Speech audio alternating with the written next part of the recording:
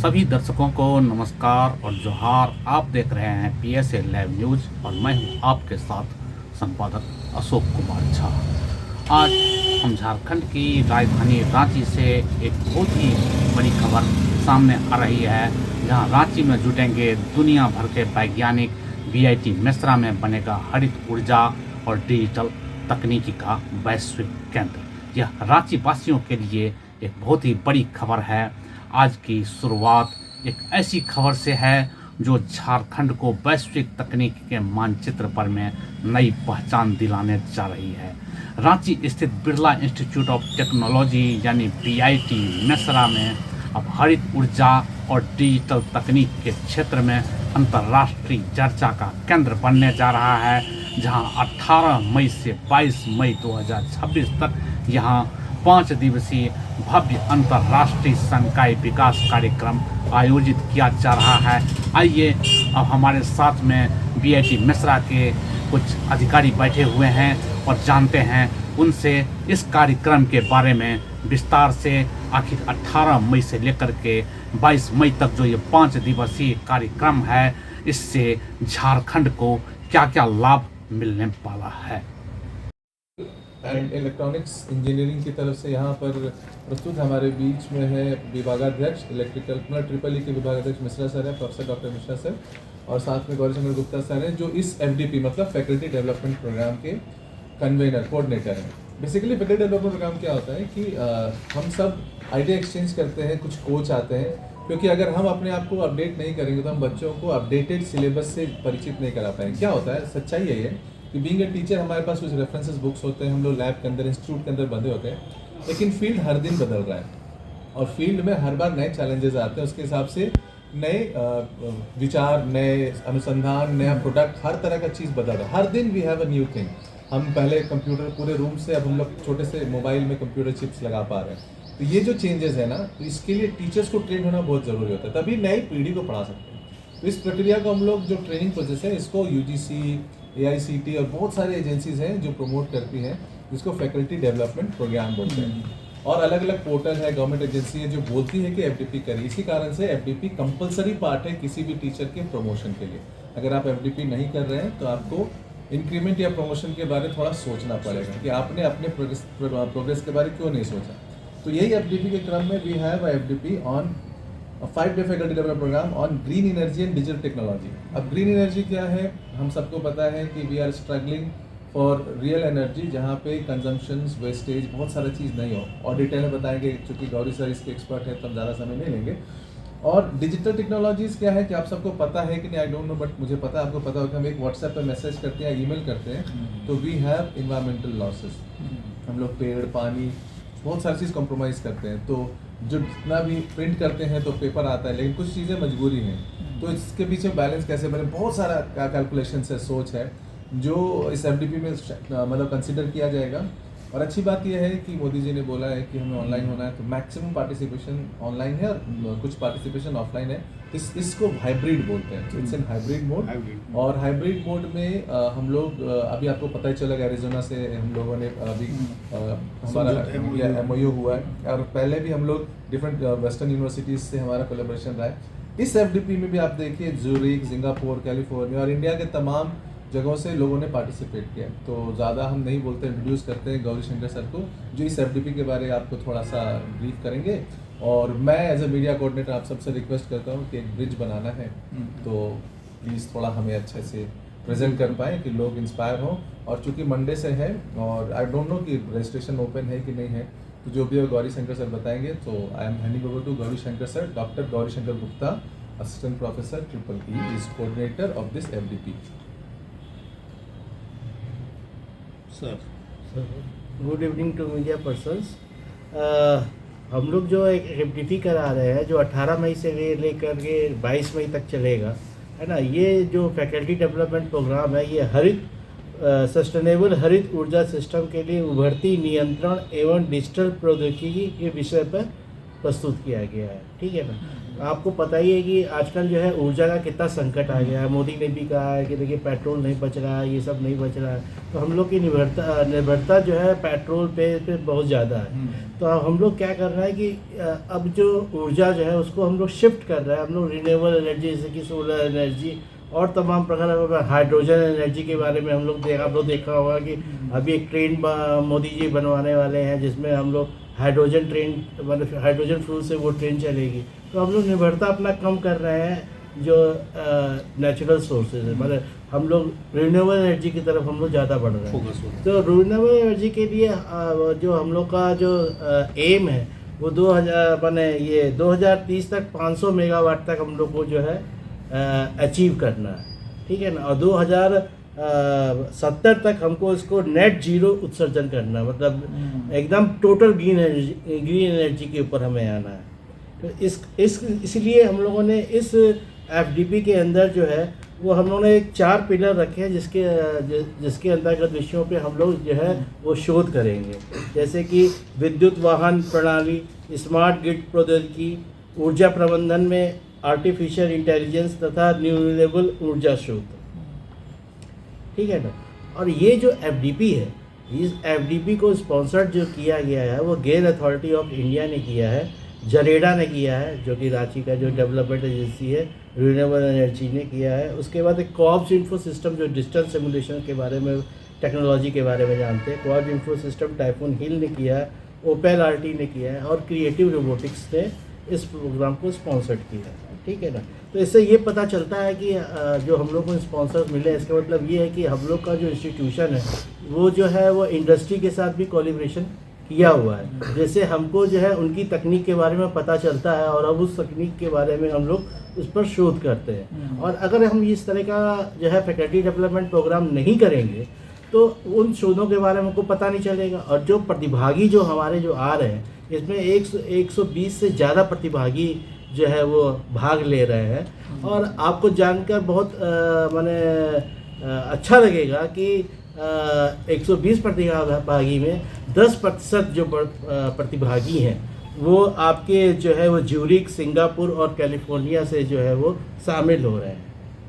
और इसका मतलब ये कि जो 10% जो पार्टिसिपेंट्स है, प्रतिभागी जो है वो हमारे इंटरनेशनल हैं। इस फैकल्टी डेवलपमेंट प्रोग्राम में जो विशेषज्ञ हैं वो आपके NIT से हैं, IIT से हैं और इंटरनेशनल इंस्टीट्यूशन से भी हैं।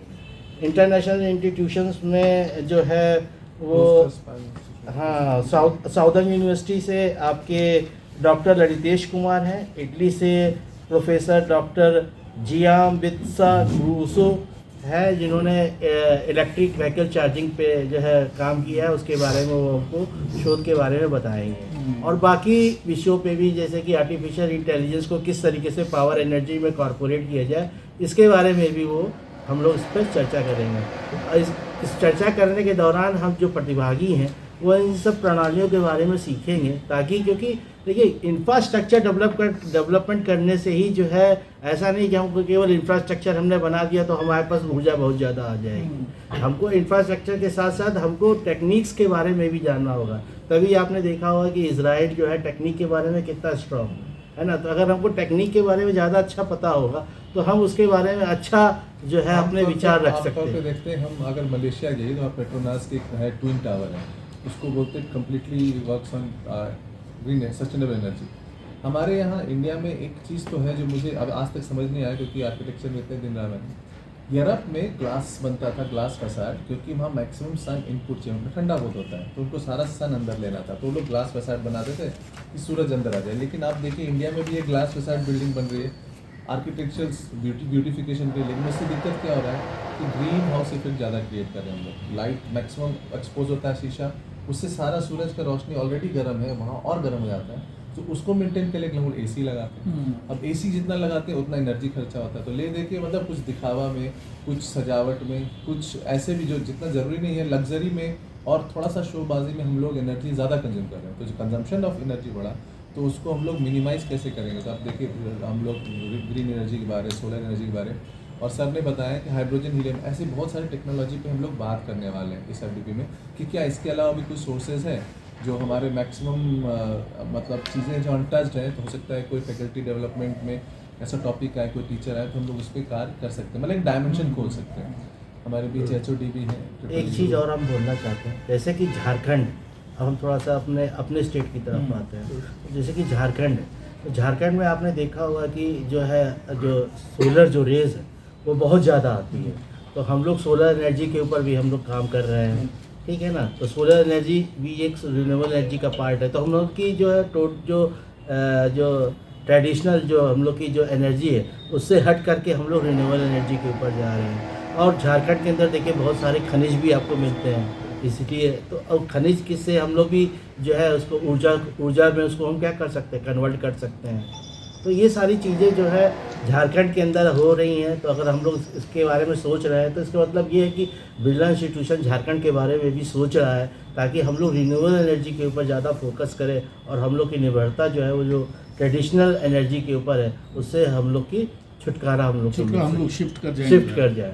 और झारखंड वैसे ही जो है वो रिच है इन सब मामलों में, क्या कहते हैं, खनिज के मामले में भी और सोलर एनर्जी पर। यहाँ पे आप देखेंगे हीट्स कितनी ज़्यादा तेज़ी से आती है, तो जितना ज़्यादा सोलर पैनल पर हीट आएगा उतनी ही एनर्जी डेवलप होगी और फिर इसी एनर्जी को हम लोग ग्रिड के अंदर दे देंगे और वहाँ से जो है हम लोग को सप्लाई मिलेगी। तो हम लोग की सप्लाई की समस्या ख़त्म हो जाएगी, जो कि सबसे महत्वपूर्ण। अगर प्रकाश ना हो तो हर जगह अंधेरा है, आपको तो पता ही है। तो अगर हम लोग को प्रकाश हमेशा मिलता रहेगा तो हम लोग को जो है क्या करें, सारा काम हम लोग का सुचारू रूप से तो चलता सर है। यहाँ के नेताओं को आपका कॉन्सेप्ट अच्छा लगेगा? नहीं, क्यों नहीं लगेगा?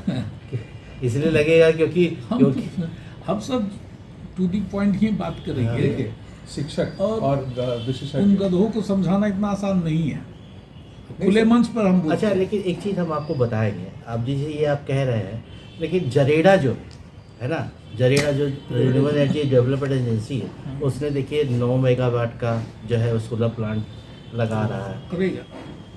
तो ऐसा नहीं है कि मतलब झारखंड के अंदर भी नहीं, और हम लोग जो है सोलर एनर्जी की तरफ जा रहे हैं। नहीं, और एक चीज़ Renewable बताते energy। हैं कि किसी के की वजह से न शोध रुका है न शिक्षक रुके हैं, तो ये कार्यक्रम तो होगा, करना ही देखिए, अच्छा लगे चाहे ना लगे ये दूसरा प्रश्न है। अभी अभी जो हमारा लक्ष्य है कि ये हमारे लिए आवश्यक है, जरूरी है, हमारे पास दूसरा विकल्प नहीं है, इसीलिए हमें इस पर सोचना ही होगा और करना ही होगा। देश को इसमें बचाना है। अब देखिए, आप देखिए हारमोज वाला स्टेट का जो प्रॉब्लम हो ही रहा है ना, तो क्यों हो रहा है? क्योंकि हम लोग जो है डिपेंडेंसी हम लोग की उस पर ज़्यादा है, इसलिए आज हम लोग परेशान हैं। अगर यही चीज़ जो हम लोग रिन्यूएबल एनर्जी पे शिफ्ट कर दिए होते तो आज हम लोग की आज भी देखिए ना, आज ये परेशान नहीं रहते। अगर हम लोग इलेक्ट्रिकल व्हीकल के ऊपर पूरा डिपेंडेंसी ला दें तो हम लोग का जो है पेट्रोल के बारे में हम लोग सोच नहीं सकते हैं, तो है ना? उसमें भी सोच चल रहा है कि इलेक्ट्रिक व्हीकल कैसे और अच्छे से परफॉर्म करे। जो कुछ नेगेटिव खबर आ रहा है, जो भी आ रहा है, तो उसको भी भय इलेक्ट्रिकल व्हीकल का उत्पादन जरूर हुआ है, हाँ, लेकिन उसमें हमारे हिसाब से सरकार को जो करना चाहिए वो सरकार नहीं कर पा रही है, क्योंकि सरकार को उसमें सब्सिडी देना सब्सिडी चाहिए बाकी जिससे जगह कि से- इसको बाकी बढ़ावा का- मिले, हाँ, बाकी क्योंकि स्टेट से मिल रही है। इलेक्ट्रिकल व्हीकल का दाम दिनों दिन बढ़ते जा रहा है, जो कि आम लोगों के लिए लेना अब कठिन होते जा रहा सही है। है। तो सरकार को उस दिशा में थोड़ा सा सोचना चाहिए, जो आम लोग उस दिशा में जागरूक हों और उसको लेने की कोशिश करें। और शोध भी उस लाइन में होना चाहिए कि आपका बैटरी जो है बहुत सारा जगह पे जलने का नेगेटिव कुछ खबर आता रहता है बीच बीच में, तो और उसमें और शोध की ज़रूरत है कि वो बैटरी का और कैसे इम्प्रूव करे और कैसे उसका एफिशिएंसी बढ़े और वो इस टाइप का इंसिडेंस कम रहे। सो लोगों का भी फेथ थोड़ा इसके ऊपर आए। इसलिए देखिए कार में हाइब्रिड एनर्जी का कॉन्सेप्ट आ गया कि अगर आपके पास पेट्रोल नहीं है तो आप बैटरी से चला सकें। पहले आपने देखा होगा इलेक्ट्रिकल व्हीकल जो है केवल सिंपल, जिसे लोग झारखंड में टुक टुक बोलते हैं, टुक टुक चलता रहता था। अब देखिए, अब कुछ आपने देखा होगा बाकी स्टेट्स में कि जो आपके इलेक्ट्रिकल व्हीकल के ऊपर सोलर पैनल लगा रहता है, तो एट द टाइम वो बैटरी भी इसे चल भी रहा है और साथ साथ आपकी बैटरी जो है वो सोलर एनर्जी से उसको चार्ज भी कर रही छत भी है। बन गया, वो भी खतरा बन गया। और वीआईटी मिश्रा के अंदर जो है बहुत सारे सोलर पैनल्स लगे हुए हैं। तो जो हमारा वीआईटी मिश्रा जो है वो सोलर के ऊपर भी जो है एनर्जी से जो है अपने कॉलेज को चला रहा है, मतलब फुल्ली जिससे कि सोलर एनर्जी से संचालित है। संचालित कर रहा है, ताकि हम लोग की डिपेंडेंसी धीरे धीरे कम हो और हम लोग इस पे और ज़्यादा शोध कर रहे हैं। और एक ताकि हम एडवांटेज है लोग- कि सोलर से आप अपना तो खपत लीजिए और एक्स्ट्रा होगा तो ग्रिड को आप बेच भी वापस पाएंगे, बेच भी वापस पाएंगे। बेच भी पाएंगे। वो ग्रिड को भी आप हेल्प किए और अपना भी ये हो गया, तो उसमें बहुत काफ़ी फायदा है। सबसे मजेदार बात क्या है ना कि अभी कोई डिपार्टमेंट या कोई इंजीनियरिंग अकेला नहीं रहा, हर जगह इंटरडिसिप्लिनरी। जैसे पहले इलेक्ट्रिकल अलग होता था तो हाई वोल्टेज काम, इलेक्ट्रॉनिक्स छोटे वोल्टेज पे काम करे, अभी ऐसा है नहीं। अभी क्या है कि हर इंजीनियरिंग को दूसरे इंजीनियरिंग के साथ मिलकर काम करना पड़ेगा। तो ये जो रिन्यूएबल एनर्जी है ना, इसमें केवल जैसे सोलर है, फिजिक्स है, केमिस्ट्री है, बहुत सारे देखो केमिकल पे बात हो रही है, बहुत सारे लोग एग्रीकल्चर पे बात कर रहे हैं। तो अब इंटरडिसिप्लिनरी वर्क एक चीज़ है, तो इस एफडीपी में वो भी एक पार्ट है कि there are so many interdisciplinary panels है जिसमें हम लोग बात करने वाले हैं। अलग अलग देखो आपकी जो जो एक्सपर्ट्स आ रहे हैं या फिर जो पार्टिसिपेंट हैं वो डिफरेंट ब्रांचेस के हैं, डिफरेंट डिसिप्लिनरी से है, इंजीनियरिंग का है, साइंस का, सर जैसे बताए, सबको मिला के ये हो रहा है। अब जैसे कि आर्टिफिशियल इंटेलिजेंस की बात की कि आर्टिफिशियल इंटेलिजेंस को भी हम लोग पावर सेक्टर में जोड़ रहे हैं, है ना। तो अब आर्टिफिशियल इंटेलिजेंस का कॉन्सेप्ट है, आर्टिफिशियल इंटेलिजेंस कंप्यूटर साइंस का पार्ट है। तो आप देखिए कंप्यूटर साइंस भी जुड़ रहा है, साथ साथ में फिजिक्स भी जुड़ रहा है, इलेक्ट्रिकल भी जुड़ रहा है और इलेक्ट्रॉनिक। तो जब तक हम लोग सारे लोग मिलकर काम नहीं करेंगे तब तक उसका सोल्यूशन नहीं निकलेगा, पहली बात तो ये है। और इसीलिए जो है सबका साथ और सबका विकास। उसके साथ अगर मैं अपना डिपार्टमेंट के बारे में कुछ बोलना चाहता हूँ तो ये फैकल्टी डेवलपमेंट प्रोग्राम जैसे सर बताए गुप्ता सर कर रहे हैं, और मैं डॉक्टर एस के मिश्रा हूँ, ट्रिपल डिपार्टमेंट का हेड हूँ। मैं अपना डिपार्टमेंट के बारे में कुछ बोलना चाहता हूँ कि हमारा डिपार्टमेंट 1955 से ही एस्टेब्लिश हुआ है। Very one of the oldest department BIT Mishra founder department. And हमारा अभी तक 60 सीट्स था, अभी उसको डिमांड को देख के हम लोग उसको 126 तक बढ़ा दिए हैं। अभी हम 20 फैकल्टी मेंबर्स हैं जो all are PhD, and we are going to increase the number of faculty strength to 10 more. So ये और 2-3 साल में उसको हम पूरा किया जाएगा। हम लोग बीटेक के साथ एमटेक और PhD वो भी कोर्स चलाते हैं। एमटेक में हमारा 4 स्पेशलाइजेशन है, एक हो गया आपका power twins, control system, power system and electric vehicle technology. वहाँ पे हम हमारा जो एमटेक EVT है, इलेक्ट्रिक व्हीकल टेक्नोलॉजी, वहाँ पे हम लोग इंडस्ट्री से भी इंजीनियर्स आके हमारे पास एमटेक करते हैं। जैसे हमारा MOU है टाटा मोटर्स के साथ, वहाँ का 25 इंजीनियर्स हमारे पास एमटेक करते हैं। वो लोग आके यहाँ पे लैब करते हैं, हम लोग वहाँ पे जमशेदपुर जाके टाटा जाके उनको टीच करते हैं। जो भी उनका एमटेक का सिलेबस है उस कंप्लीट होता है, वो लोग एग्ज़ाम देते हैं और ये होता है। अभी हमारा CCL से भी थोड़ा वेरी प्रीलिमिनरी वर्क स्टार्ट हुआ है कि वो लोग भी आके हमारे पास एमटेक करें, PhD वो लोग भी इंटरेस्टेड हैं। और मेरे पास अभी 20 रेगुलर PhD स्टूडेंट्स हैं, जिसमें 15 स्टूडेंट रेगुलर स्टूडेंट्स हैं, हर एक फैकल्टी के पास रेगुलर स्टूडेंट्स भी है। और मैं जितना भी इस है कि कमिंग ईयर में वो मोर देन 25 एप्लीकेंट्स इस बार हुए हैं। तो हम लोग बीटेक एमटेक PhD तीनों रन करते हैं। सर एक चीज़ और हम इसमें जोड़ना चाहेंगे कि इसके अंदर जो 120 प्रतिभागी हैं वो भारत के 19 स्टेट से प्रतिभागी हैं।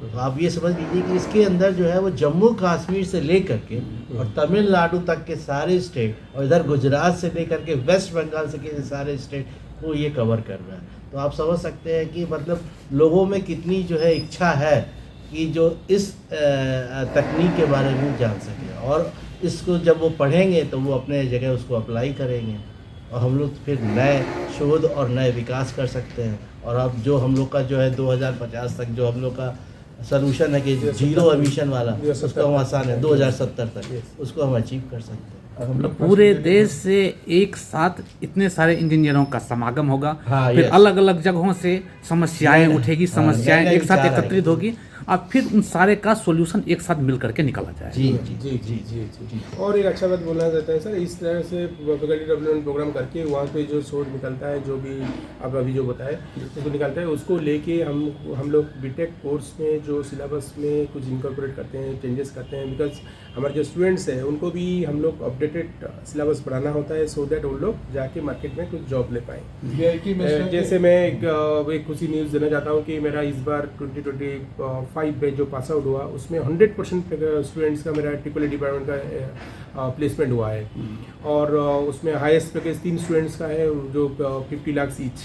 तो ये मेरा हाईएस्ट पैकेज है तो ये सब हेल्प करता है जब इस तरह फैकल्टी डेवलपमेंट प्रोग्राम हम लोग करते हैं। उसका जो आइडियाज़ सबको ये सिलेबस चेंज करते हैं। हमारा जो जैसे एक रूल है कि हर साल में 20% सिलेबस चेंज कर देते हैं हम लोग पुराना सिलेबस से, वो सब VOA से पास करके ये एक रूल होता है university Yeah. BIT Mishra follow करती है। Follow. चीज़ के लिए BIT मिश्रा आपको बता दें, बहुत अपडेट है आपके लिए भी कि now BIT Mishra is 100% NB aggregated, मतलब हर कोर्स को NB एग्रीगेट करना पड़ता है और BIT मिश्रा का हर एक कोर्स 100% NB एग्रीगेटेड। अब ऐसा कोई कोर्स नहीं है जो एग्रीगेटेड नहीं है, पहला चीज़। दूसरा चीज़ क्या है कि BIT मिश्रा के साथ रूल है कि सिलेबस को अपडेट करना ही करना। तो there is no old syllabus now, everybody is align with UGC के जितना PO और प्रोग्राम आउटकम से लेकर जितना भी हम लोग NEP प्रोसेस में उससे लेकर we are doing it as per instruction and very very updated. तो हमारे यहाँ पुराना सिलेबस ज़्यादा दिन टिकता नहीं है, तो और उसके लिए FDP का हेल्प होता है कि FDP जितने लोग मिलते हैं ना, तो वी हैव मतलब cottage solution for the problems